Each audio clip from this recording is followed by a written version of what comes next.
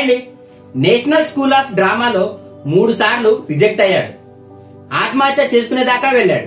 కానీ ఆయనే ఈ రోజు ఇండియన్ సినిమాకు ఒక పాఠ్య పుస్తకం. ఆయనే మనోజ్ బాజ్పేయి. ఈ ముంబై కా కింగ్ కౌన్ అని ఆయన గర్జించినప్పుడు ఇండియన్ సినిమా ఒక కొత్త విలన్ ని, అంతేకాక అద్భుతమైన నటుడిని చూసింది.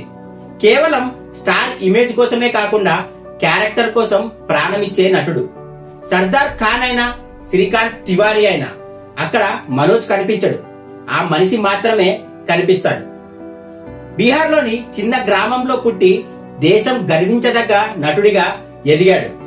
నటన అంటే కేవలం డైలాగులు చెప్పడం కాదు, మౌనంతో కూడా భావాలు పలికించడం అని నిరూపించాడు. ప్రతిభ ఉంటే గుర్తింపు రావడం ఆలస్యం అవ్వచ్చు, కానీ రాకుండా మాత్రం ఉండదు.